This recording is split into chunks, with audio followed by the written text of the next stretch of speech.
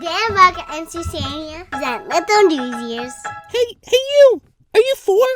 I am, and my name's Bram, and I'm 4. And I'm Jake, Bram's dad, but some people call me BoxerBlu. Blah! And here is the news. Well, hi everybody. Today's April Fool's Day. It's April 1st, 2020, and even though I sound really happy right now, I'm a little gosh darn tootin' mad. Oh, Dad, don't bring that up again, please. You know, somebody played a prank on Bram. He was doing this online learning, and somebody was spelling his name. He's only 4, and they spelled his name B-R-A, and that's it. And that spells what again? Well, if you don't know, that spells bra, and that makes me so angry. Dad, it's April Fool's Day. Come on, I didn't mind it. I don't even think the kids even know how to spell anyway. I don't. Well, anyway, maybe you're right, Bram. Maybe I should be a little bit more positive. Today's, it's April, so that's really good. The weather here in New Jersey, it's not so wonderful. I hate to say that. So, we have the coronavirus to deal with it, and the weather could be a little bit sunnier. It's my opinion. But anyway. Okay, so our first story today is all about Russian troll farms. Russian troll farms? What in the world? This is a little interesting, so let me try to explain it so everybody can understand it. Okay, so we have people in America that, they study things, right? It's called the intelligence authorities, people who, they're like spies and CIA and things like that. And they say that there are people in Russia who go on Facebook, go on Twitter, and they try to get Americans to vote a certain way. And it looks like that the last election, a lot of them tried to get people to vote for Donald Trump, actually. And they're saying that they're doing it now. But wait. Where's the troll farm? You know those little dolls from a long time ago with the big hair? No, Dad, jeez. So trolling on the internet, it means you're saying mean things, you're saying bad things all the time. You're kind of like bullying people online. Okay, and what about the farms? Well, the farm is it's like a group of people that they do that. I guess they get paid by somebody. I don't know how that really works. But anyway, what I wanted to say, this is from the New York Times, it's all about how they've changed. So it used to be, for example, they would have these big public groups like, we are the group that doesn't like, let's say Hillary Clinton, okay? But now they're making little private groups. So that's a big difference. They're also copying stuff from Wikipedia. And the weirdest thing is they're doing something called franchising. Franchising? You mean like opening a McDonald's restaurant? No, franchising is like when you get a real person, like a real American, to do things for you on Facebook or whatever. Oh gosh, that's so creepy. Boys and girls and parents out there, just please pay attention. Douche. So let me tell you, everybody, if you want to ski, if you want to snowboard and you're near somewhere where there's good weather and stuff like that to go do that, please don't do it now. But why, Bram? It doesn't make sense. I mean, you're out there by yourself, you're skiing. It sounds really kind of fun to me. Dad, the thing is that people, they're going out there and they're watching people do that, and so they're crowds are still coming. Oh, so people can get sick. Not just that, but in some areas, I don't know, maybe in Colorado, places like big mountains and skiing and stuff like that, avalanches could happen. An avalanche? What's an avalanche again? Could you tell everybody? Oh, an avalanche is when, there's a sudden tremor and all this snow falls down. It's very dangerous. Another reason, just so you know, if you're skiing and you're, let's say you break your leg, because of COVID-19, emergency services are not so available like they used to be. Oh, that's a good point, too. Douche. So, Bram and everybody, there's a show. It's called Narcos. It's not for kids. You don't want to watch that if you're a kid. I haven't finished it, but it's all about this guy. He was a really bad guy. His name is Pablo Escobar, and he had 4 hippos. Dad, are you telling us a story about 4 hippos and Pablo Escobar? Why are you? No. It's actually all about science. Oh. So he had 4 hippos, and over time they've become 50 or 60 or something like that. Maybe the next, 3 decades, we're gonna have thousands of them. These hippos.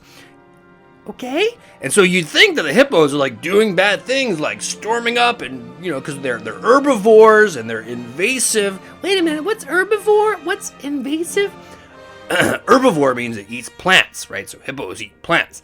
Invasive means it has no predators. Predator? It has no like big thing that can attack it, right? So it's like the boss of the land. The hippos are the bosses, so they just go and they make babies and they eat stuff. So that sounds really bad. Well, some scientists think it is bad, but other scientists, including a recent publication, the Proceedings of National Academy of Sciences, they actually say it's really good. Oh!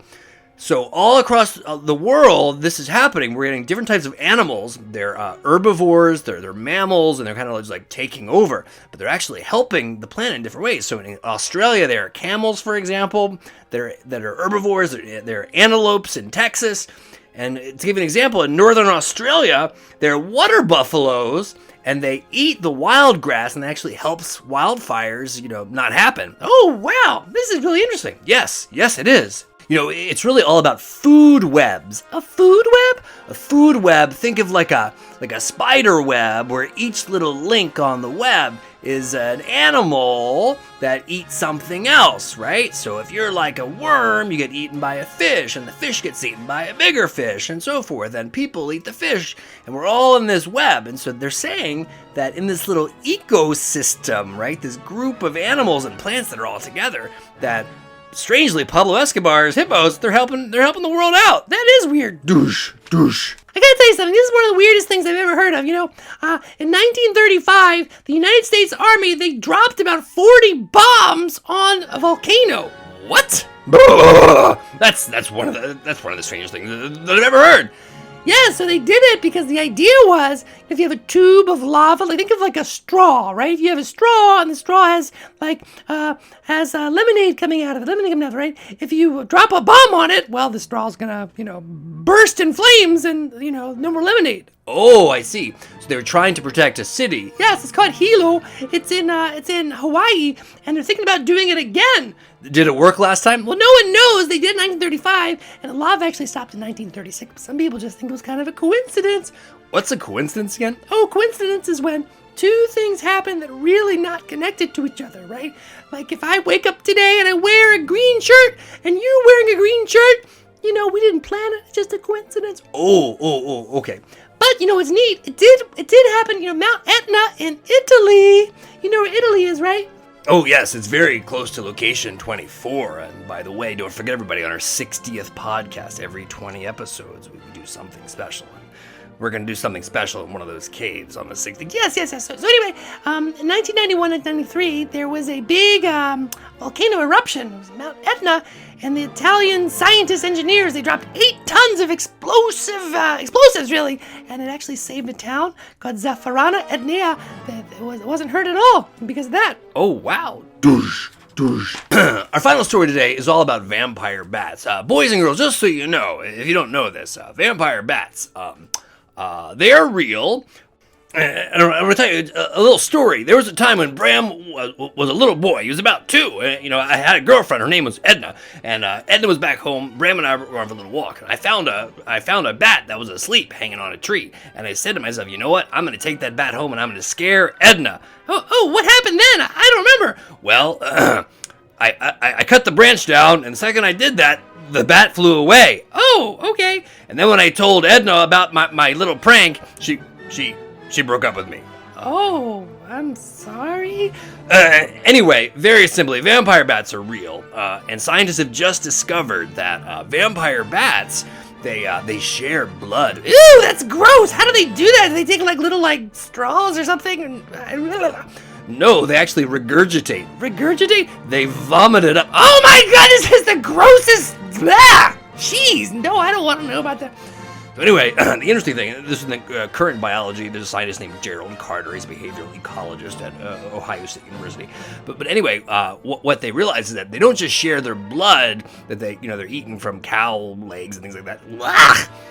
With their family. They share with good friends. What? How's a good friend in the bad world? Well, in Zusania, it's very common, right? Just like, I'm a dog man, right? No, I know. I'm talking about today, Earth, 2020.